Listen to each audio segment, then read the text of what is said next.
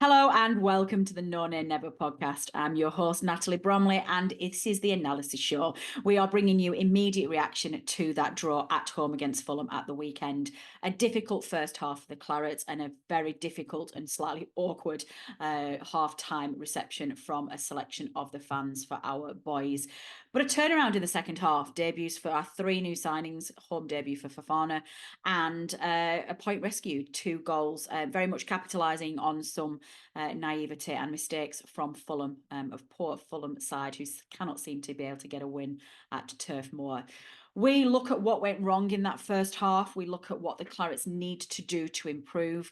We question where the leadership is on the pitch and whether or not Amdouni maybe needs a rest. Who starts, who gets dropped, and is the manager under pressure? I'm joined by our regular panellists, Rich Steele and Robbie Kopak. Let's go.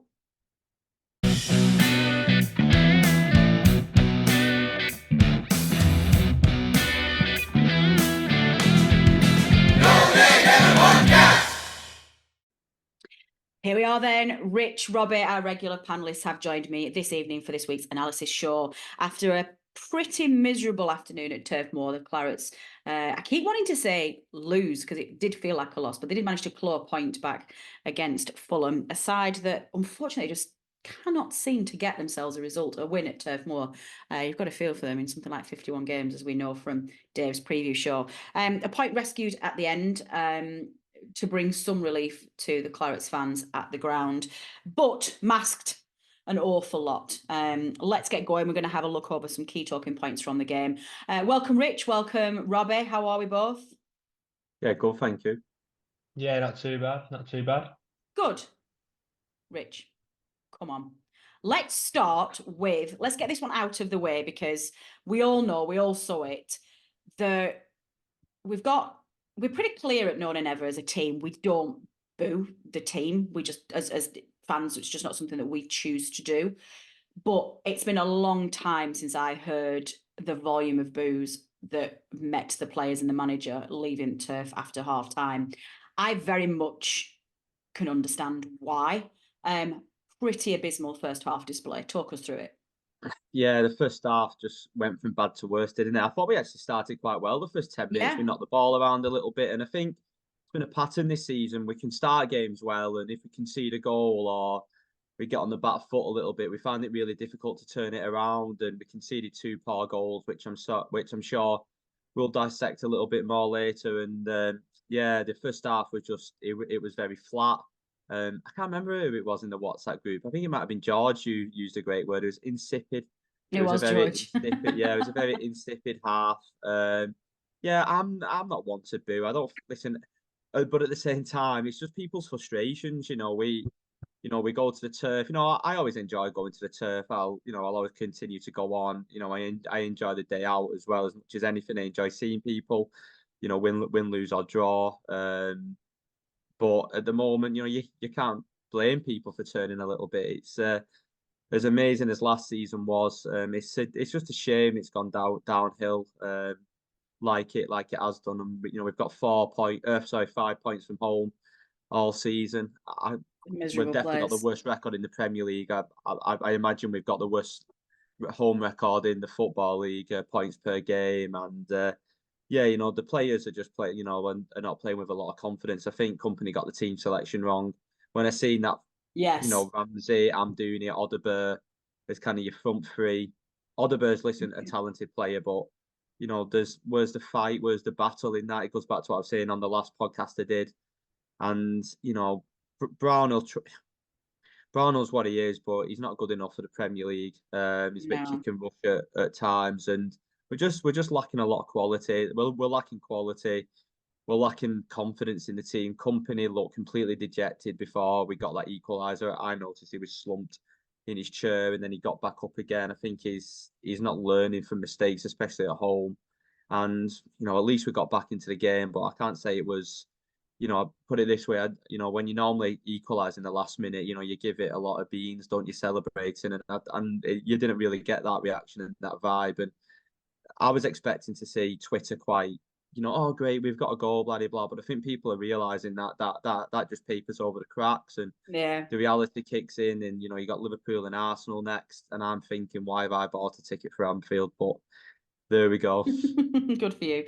I mean, I think good on you. Sorry, not good for you. That's not good for you at all. Good on you. Sorry, wrong terminology there. Yeah, there's a few points there that are worth picking up on, and I think, yeah, I agree with you. I do. Booing the team's a difficult one because how else do you vocalize that displeasure? It's quite an aggressive, and it's quite an it's not a pleasant thing to have to do. But this is a mass crowd of people. How else do they physically get their point across? That just simply wasn't good enough. The team selection was very odd, and also as well, out of the two central midfielders, having Sander Berge being the one that was trying to cover defensively and Brownhill the one going forward, I was just like, hang on, like, surely, if anything, that should be the other way around. Sander Berge has just looked so comfortable going forward and has caused us really good problems against some sides. Robbie, I mean, listen, let's do this because we are on with this half now, so we may as well do it now. Let's talk about those two goals. The first one, obviously from a corner. Like, it's getting embarrassing now just how poor we are at defending set pieces. Well, we got away with one just literally 2-3 minutes beforehand. We had a corner literally on the other side, Right. and Yeah. set him, and they got a runner on that front post. We managed to half clear it. It was a little bit scruffy, and then they get a second corner, and yeah, you knew full well as soon as they started Michael Trafford. I said to my dad, I was like, "Here it is, 1-0 straight away." Yeah. Yeah. And it went in. And I was like, "Oh, just watch So this capitulate soft. now. It'll be 2-0 in 5-10 minutes." And the second one went, and the second goal was embarrassing, just embarrassing. Yeah. I mean, a lot of people were suggesting that James Trafford does get bullied off, particularly in set pieces, quite comfortably. But actually, when you look it back, there was zero protection for him either from any of his defenders. They left him completely exposed, and I've got some sympathy for him there. Yeah, it happens every time. There'll be two opposition players on him. He's usually like Vitinho or something, trying to like break it up a little bit, but he's tiny. I could probably do a better effort in terms of pushing someone off. A big unit like me, who knows? But honestly, but yeah, it's you just literally saw it coming, and I think that's what the frustration comes from, is that full well how a game's going to go. Is that Richard sort of pointed out on his when he was discussing it then, but we always look a decent side at 0-0. Like, I think our press looks good. I think you can see us. We have like nice little patterns. We pass it around nicely, and it's like, oh really? And then I fall into this trap, and I go, I think, but yeah, we look a good side. And then we concede a shit goal, and I go, oh no, there it is, and I fall for it every time. And then I just get frustrated at myself, and then we concede that awful second goal, and then it's like, I just want to go home now. Second goal. Yeah, we'll come on to that. I'm gonna defer to our technical expert on the podcast who I ask them these questions. What I mean, in our untrained technical brain, is that a good enough assessment of what's going wrong with these set pieces? Is it more that defenders need to give him more protection? Is there something else that Trafford should or can be doing? Like, it shouldn't be that easy for any Premier League side to just easily score off a corner. I think you look at the corner, and I think a lot of goalkeepers now struggle to command their area. Yeah. You're seeing Vicario, the Spurs goalkeeper. Everton scored two set pieces. I think what's happened is in football a little bit. I think goalkeepers have got that overprotected.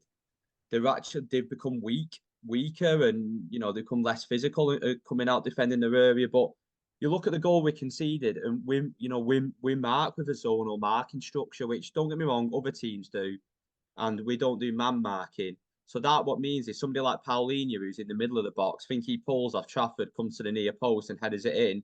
It means you've not got one of your centre halves marking him because he's done that movement. I think Odegaard was the player who was the nearest. And it's like Robbie said, it's not Vitinho, it wasn't Vitinho, but it was Odegaard. And you're like, well, they're not good enough to be defending these pieces.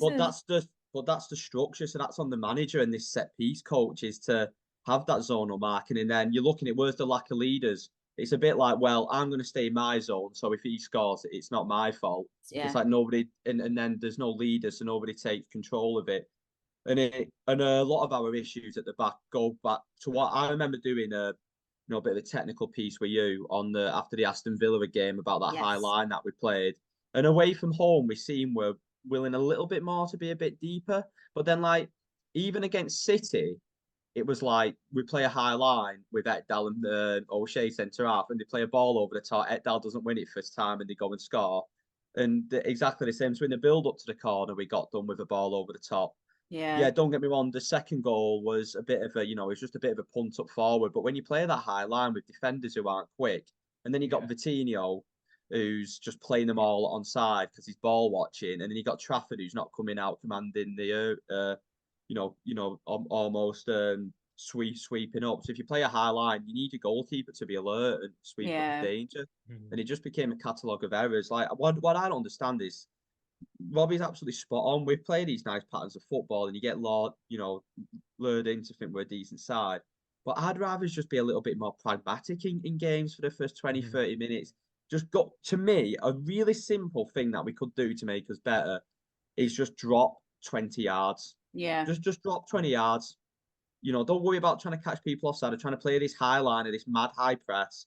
Drop 20 yards, protect your goal a little bit better, give Trafford a bit more protection, and then build on the game from there. Yeah. Because then what happens when we go 1-0 down? We do nothing. We don't we don't go and defend a bit deep. We don't go and press properly. So we just end up with this blancmange of players just scattered around the pitch, not actually doing And anything. nobody knows what to do. And we've seen it all so that season. comes from. So this is where people go, and it's a really hard one with Kompany. And I'm not saying we're going to be like Kompany out on this podcast because I don't think we should. We can get into it if we want to, but we will. People go, well, it's this 5-year plan, but I'm like, do we actually want Kompany when we go back to if we go back to the Premier League? Because he is not learning his lessons. Now that is basic stuff what he's not doing in terms of defending. Yeah. And exactly the same process will happen again. We might go back up, beat everybody because the championship's rubbish and we'll have better players. But then he won't be willing to change his philosophy to try and win points for Burnley. If he's still with us. This is where I am at with this 5-year plan. If he continues to manage this way for Burnley Football Club, we will not get points in the Premier League because we're not good enough I agree. to do it. I've been pretty patient with that this season on the grounds that I've always thought that if you wanted to hire a manager who's got 0 Premier League managerial experience, you can't then sack him in his first season when he doesn't get it right. I do agree with you. I'm highly frustrated by the lack of lessons that seem to be being learned here. And when I have my less rational moments, we've talked a lot about Vincent Kompany protecting his brand rather than doing what's the best for the team. And you're not a manager of a club that you can play roulette with. Do you know what I mean? It's like, this is really important to us and we won't necessarily get all the shots in the world to try and get back in the Premier League. I pose that very same question on Twitter. If, next season is going to be great and, Vincent Kompany is really, really, really good. If he's still with us, what if somebody comes in for him in the summer? We've talked in our group messages offline about Premier League chairman not necessarily being too results focused. They look at style of play because that's more important when they come and bring a manager in. Probably why Sean Dyche was never talked about in the top jobs, despite the ridiculous results and the job that he did, because he played football that people didn't want. So the reverse of that may very well be true, that Vincent Kompany shocking results in this league, but there'll be some Premier League managers Premier League chairman who are like, but he brings this style of football. We'll be better than Burnley. We'll get him in there. If he doesn't spend next season with us at the Championship and not through our doing, I will be utterly furious that we basically gave him a free pass at our expense to learn how to be, or not in some cases, a Premier League referee, and he bails at the first opportunity. I will be furious. With that in mind, I'm going to go back to Robbie now. Is Vincent Kompany under pressure? And if not, why not? Sorry to throw that grenade at you, Robbie. I think he's under pressure internally from us because I think we're all a little bit frustrated up. I think because we're all frustrated at the squad overhaul more than anything else. I think we all feel. I mentioned it in the WhatsApp group earlier that if it's the group that got us promoted last season in this same situation, I think a lot of us would stick by it, and I think a lot of us stick by Kompany. But I think a lot of us are frustrated with Alan Pace, the recruitment, everyone associated with the football club in terms of who thought it was a smart idea to absolutely freeze out Conor Roberts, Sorori, Benson, Muric. Josh Cullen played a year last year, didn't Yeah. even get a sniff anymore. And Yeah, then, I think not I get think it's I just think so. Bellerin. I think it's all of that just rolled into one. And when you have a squad that no one's connected with, because they're Yeah. all just a bunch of new, you could tell it's a new group, just that haven't gelled. And it No. reminds me of Forest early last year when he brought in 20 new players, and they were bottom of the Premier League for a while. Steve Cooper was under pressure, and it feels a little bit like that. But I think because Alan Pace, he goes on record all the time to talk about how much he loves Vincent Kompany. And last year with Forest, it was the chairman and Steve Cooper didn't get on. So there was always rumours circulating that Cooper was always going to get sacked. I think at this time it's the other way around. I think that Pace and the club just absolutely love Vincent Kompany to bits. And something that Matt Williams said on an interview with Radio Lancashire about our January recruitment is that he said that Vincent Kompany is like a really good salesman. So maybe he is under pressure internally from Alan Pace, but he uses all these posh words, glosses everything going, it's really good, blah, blah, blah, blah. But really, it's shit. We're rubbish. It is, yeah, it's pathetic. awful. I think this is the thing that's bothering me more than anything. And it's a really difficult balance because you've got to try and stay positive and you've got to try and get the fans behind you. And we don't want to be a club that becomes unstable in terms of managerial recruitment. We don't know what a plan would be, given how much we've invested in Kompany and his players and his style of play and the overhaul from all the way through the club. Then if it is a genuine 5-year plan that's going to work, then fine, we're prepared to commit to that and we're prepared to support you through it. But there has to be some things coming back our way. I think the communication between Vincent Kompany and his fans is poor at the moment. I get that he's hurting. I get this is not pleasant for him. I get that his first Premier League season isn't anywhere near what he wanted it to be. He'll be embarrassed maybe professionally a little bit with some of the people looking at him. But ultimately, he needs to get that connection back with us that he had last season, because we haven't got it with the players. We have got basically we got to the end of last season where we had an incredible season with a group of players that we all gelled with. Vincent Kompany, we were one family, and then he just ripped it all up and started again. And because we started on a losing streak and just didn't win for about 7 games, and then the team was rotating every single game. And also as well, Rich, I think I mentioned this in the chat before. The players that he's brought in don't seem to be part of the community. They don't seem to be part of the fans. And I was looking at some of the Instagram posts from the players at the weekend, and it's just paid for PR. Let's keep going with those results. And I'm just like, I'm sick of hearing we go again. If I hear in Kompany we trust or we go again one more time, I'm going to lose it. Everything feels disconnected. I think on that, what do you expect? I'm gonna listen. What do you expect the players to do? Do you expect the players to come on Instagram and go, "We're rubbish. We're not very good. I don't like the manager." Like, it's not gonna happen. No, I don't expect it's that. a game. Yeah. It's like no, I get every that. single professional football club, and not even rugby club or cricket club. They're told what to put on, and it's just maybe It's you two are cold different. though. There's no But maybe emotion in you it. two are different to me on that. I'm not in that world. I'm in a world of coaching and teaching and stuff. Sure. So I could not care less what Josh Brownell puts on Twitter or on Instagram. I don't care. It doesn't bother me one way or another. It's what bothers me is what goes on the pitch. And So how ultimately, can you get that connection then, Rich, when the pitch? I'm winning games. Simple. They're not going to do that. They're not good enough. So how do That's we fine, but it get? don't make them. Well, you're not gonna. It's why do we go watching Burnley? Why do This season, I don't know.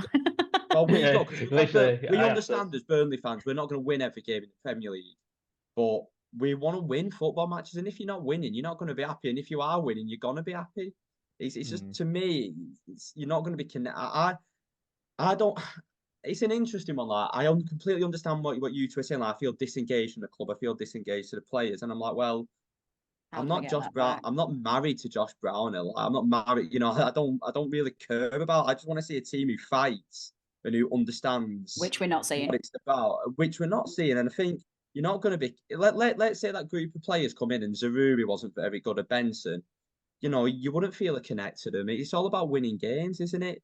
So, and all of a sudden, when you win a game, all of a sudden, oh, it's great. Amdouni's coming into it now. Oh, he played really well against Sheffield United, and we all of a sudden feel a connection now to Foster because he's been playing really well, where we didn't last season. So, I think as football fans, you create a connection by winning, and I don't blame a young player coming in.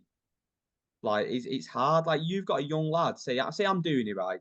He's a young player who's coming from. He's played for Basel in Switzerland, which is light years off the Premier League. Yeah. We've paid all right money for him, and he's a good player. It's not quite working out. You can tell the lad's struggling a little bit. It's not Amdouni's fault, is it? And No, so I of don't. course not. So when you're saying you want a connection to the players, what more would you want the players to do? This is where do you want them to come on? Would you prefer it if somebody like Amdouni came on Twitter and started blasting the manager and started blasting the club? We're not doing this right. We're not doing that right. If he was actually more honest, or so I don't with think this, it's not necessarily well, that I'm not looking for that kind of reaction. It was more of a point that everything, and not just the players, but everything at the moment from the club feels very you know what though, robotic and cold. manufactured. Yes, thank you. Yeah. Manufactured. That's how modern football is. It is. It's a manufactured brand. The Yeah. Premier League is a manufactured brand. It's Which driven doesn't by sit money. with It's Burnley, does driven it? by stats. It's Mm. driven by analytics. We've signed all Yeah. these lads from a computer. Yeah, you're Um, so right. This is the problem. and the one Okay. thing a computer doesn't show is somebody's heart and the passion and the desire they've got.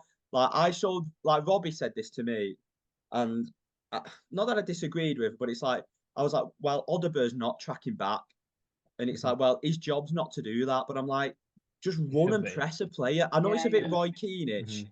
but go like run Larson when Luton crossed that goal, when Doughty crossed. Yeah. Just Yes. close your man down. Yeah. Now that's got nothing to do with a play where you want to play. And that's what I'm kind Should of. be But organic. Should be a natural instinct. yeah, but like Mhm. stats don't show that. So this is what I'm saying. So it's like we've just got it. A lot of things have gone wrong from the club. All the stuff about the flags and the start of the season, we didn't start great. There's Burnley Mm. released more statements than we scored goals at the start of the season, and it's been just a whole mess. And you feel it's got to this point now where everyone's just annoyed, and we're talking. It's frustration, and Yeah, everyone just wants it over now, don't they? And start you'll again. point holes in different parts of it, and you're not going to feel a connection when you've got 12, 13, what are we on, 13 points all season. Yeah. It was funny So this many week. defeats. Yeah, the football's on the other day, and I can't remember what it was. The table come up, and it was the top half and the bottom half.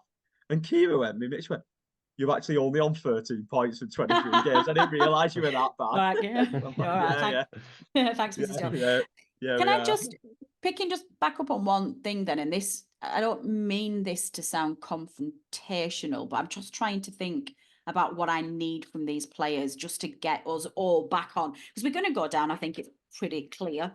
And it's going to be a miserable end to the season. So just trying to now do what we can to build those bridges between players and fans.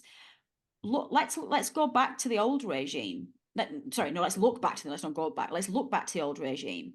What was it about that group of players? Because they did under those seasons, particularly the season we went down, we hardly won any games under Dash. We were always striving for 17th, and a lot of the seasons we just got there, but we never felt frustrated, and we felt different challenges in a season, but we always felt very connected to that group of players. So what was the like, what was the But they did it before difference? though. They just said they In had what credit in the sense? bank, like Ashley So Westwood, Jack Cork. it's the Yeah, because familiarity of the players. I Yeah. think so. Yeah, and that's what my point was from when I said if it was the same group from last season, they sort of have that credit in the bank where it's like, Yeah, yeah. okay, they're not quite good enough. We can stick by you though, Yeah. and I And they think did that's graft. yeah, exactly. And it's like I think that's what the connection was between the Sean Dyche days is that we knew we lacked quality. We always lacked quality on the Dyche. It was very frustrating, but you could never deny the effort and but it was there every week. They always ran, and Yeah.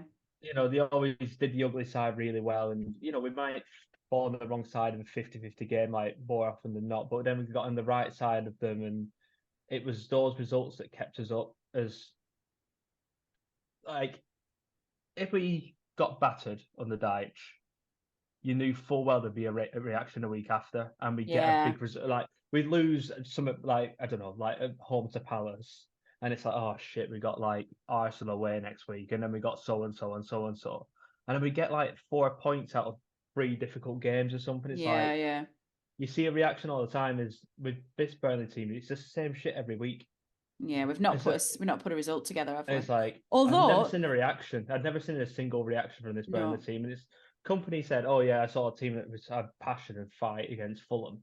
We had 2 lucky breaks. yeah. We were under the cosh for 80 minutes, and we had And the 2 lucky second was breaks a where mistake. Fulham's naivety. Yeah, it For was Fulham's a naivety, mistake. yeah. Like, people say that Gudmundsson made a difference. Gudmundsson did make a difference, to be fair. He helped us I in the thought he change did. possession a little bit, but we were still shite. We were rubbish. Yeah. We were awful. I nearly left at half time, and I was like, I don't think I'm going to come on again. And then it got to the 60th I minute, can't do and we were it. so, I have to stay. yeah. And then it got to the 60th minute, and I'm like, why am I still here? Because I Me weren't and seeing a Rich will be the reaction. last ones out, switch the lights out. Me and Rich will never leave early. Yeah, And we'll I never just, not go. We'll be like, nope, we're still here.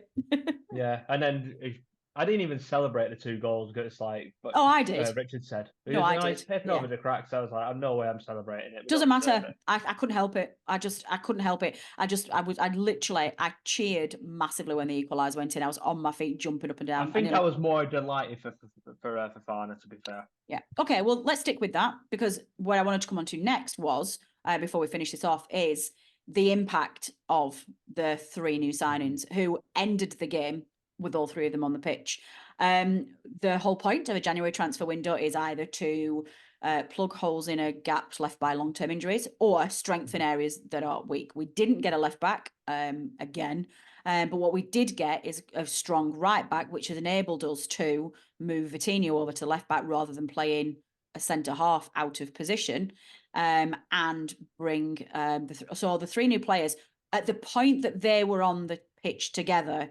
That's when things started to improve. So I'm going to come on to the 2 defenders with Rich. Let's stick with you for now, Robbie. Fofana. Can we get a situation where we can play Foster and Fofana at the same time?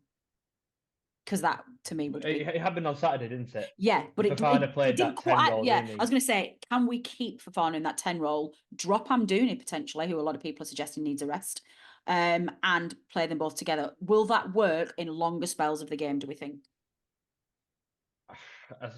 I mean, can't be any worse, I guess. I mean, we won't know until we try it. Yeah. We could try it at Anfield and be 3-0 down after half an hour, and it clearly not work. But we do that anyway. Yeah, but he's got shades of Teller, right? He's another Nathan. I think that's sort of the squad number, isn't it? No, it's not. It's the smile. No, it is. No, a lot of people were suggesting that he definitely fills that Nathan Teller-shaped hole that has been missing since we did get promoted. And you're right. I don't know how much of that is just the squad number and just any form of pace whatsoever. But generally speaking, though, we should be really pleased with his progress and excited about what he can do for the rest of the season. Yeah, I didn't watch the City. I saw the goal, obviously, at City, and he's obviously very strong, low centre of gravity. Obviously got that striker's instinct as well to get in front of like a defender, which we saw against Fulham. I think that's what maybe Lyle Foster lacks a little bit. I think Foster's like a threat in behind. He's got a pace to like put on the shoulder and stuff. But I do think he lacks that sort of penalty box sort of instinct where it's where you get in front of the defender and just like prod it in, which Fofana did against Fulham. Good. Rich, defenders. Yeah, I thought both did well. Yeah. So go on. I was just going to say, from a centre-half perspective, we're back to another formation. This time, weirdly, it was Ekdal that was brought off rather than O'Shea. He preferred to go with O'Shea and Steve. Steve. But actually, I'm going to stand up for O'Shea here. I thought those 2, by the end of the game, were gelling pretty well. I thought they looked strong. Yeah, Esteve played well when he come on. You can tell he's a better quality player. Yeah. It's Yeah. just simple. You can tell in 5 minutes of watching. Ekdal to me is a good player. He's a good defender, but he lacks pace. Yeah. And O'Shea lacks pace, and he goes back to then you play a ridiculously Yeah, high line. I think it helps and that, that's where it's frustrating. So you're asking lads to do stuff that they can't do. Go on, Rob. You were going to say something. So Yeah, I think it helped that it's Steve, but we'll call him Steve. Just for, I keep calling him Steve. Is that how you pronounce it? Esteve? Is that how we pronounce it?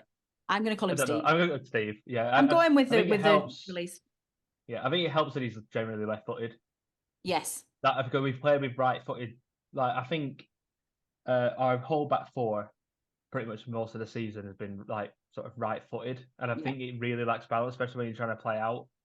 So we're always like relying on like Charlie Taylor's to obviously who was left-footed to sort of add a bit of balance. But when your two centre backs are right-footed and you're trying to play out, I think it gets a little bit awkward when you have to have a certain body shape and receive the ball in certain areas and stuff like that. Like O'Shea's not particularly great with his left foot.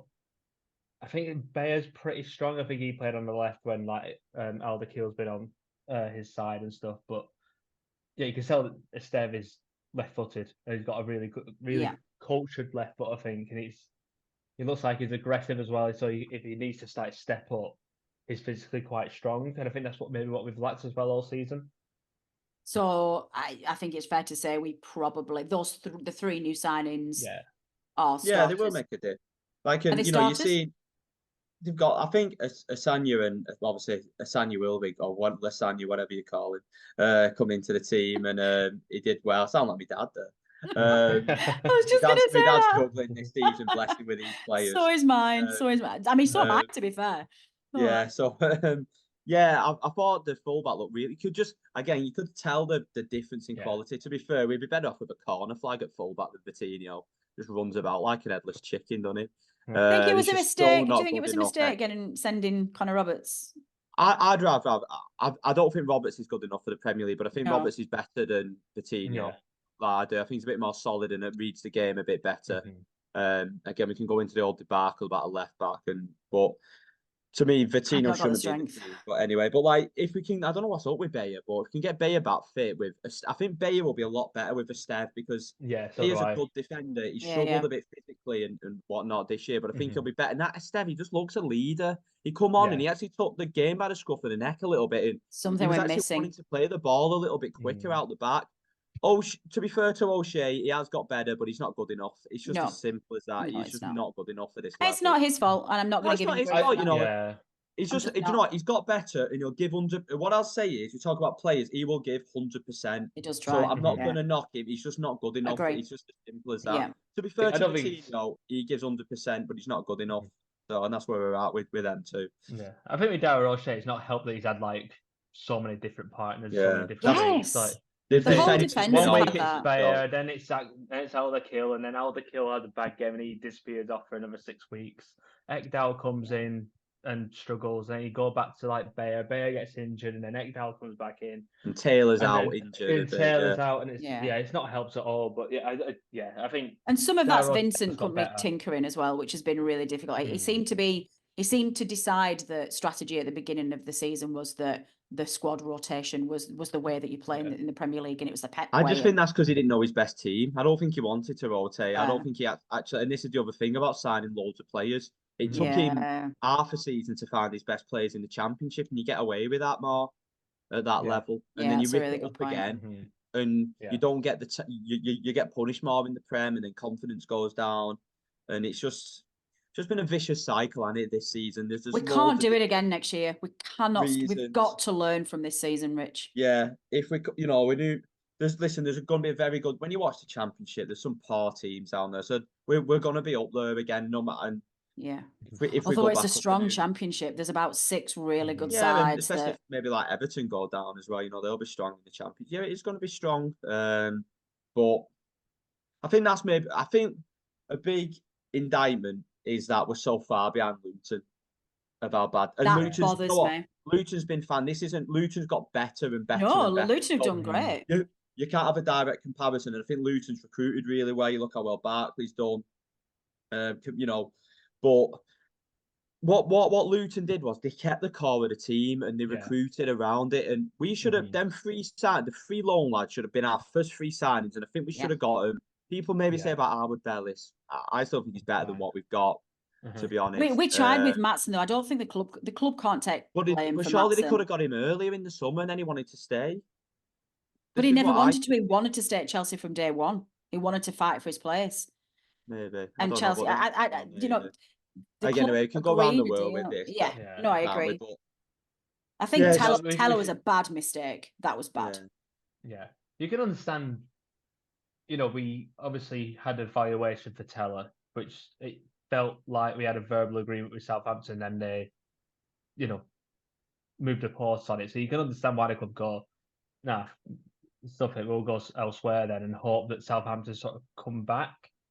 So I think that's what I think it was again like cat and mouse, and who's going to go first. I think we were refusing to meet Southampton's new valuation, while they were sort of happy to keep holding for as long as they possibly could.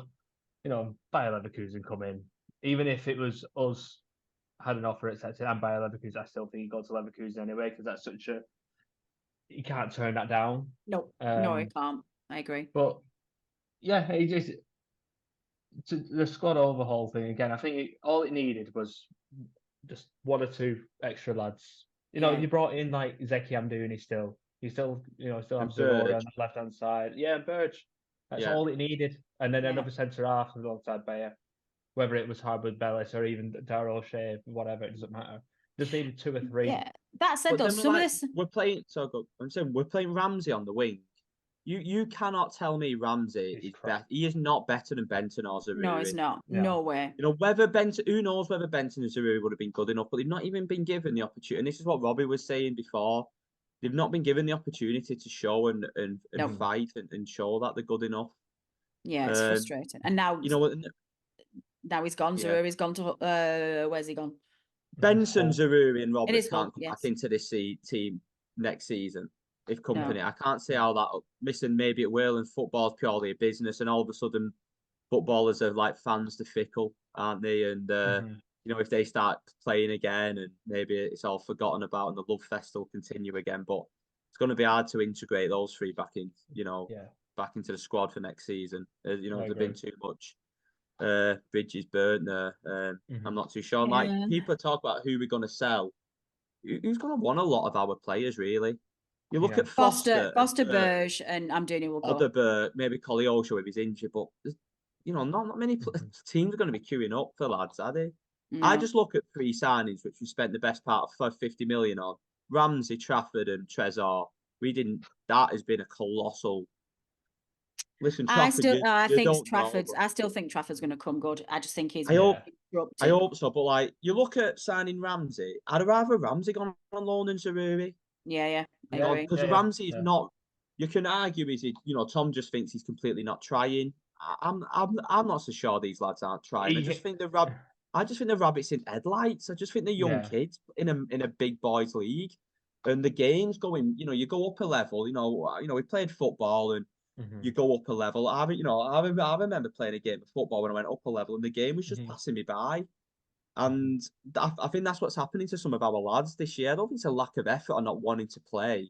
Yeah. You know, I don't think Ramsey doesn't want to try for Burnley. You know, he seems a really good lad, and and everything when he did his interview was all. I just think he's not ready yet. And Amdouni has some nice touches, but then he goes missing because the game plays so quick. You've got beasts like Paulinho playing against you who are Portuguese internationals, and they're playing for Fulham. Yeah. You know, and that's kind of where we're at a little bit for me at the moment. And you look at somebody, we've tried to copy like a Brighton's model, but what Brighton do is they sign the young players, but they also get experienced players into, you know, they sign the Milner, Welbeck, Lallana, players like that. They've still got that core there as well at Brighton. Still got like Lewis Dunks and Sonny March and Gross, Lallana's been there. Yeah, Gross was there on the Houghton and so that core is still there. Yeah, and then they just sort of like bring in two or three. They sort of send them out on loan. They'll sell one for big money, and then that player's already in the building, so it's like already integrated in, and it's absolutely flawless there. And I think we're trying to rush it. I think at Brighton it took them like 6-7 years. Yeah, that's it. Yeah, that's the theme of it. They're rushing it and we're just not ready. Well, that is all we have time for this week.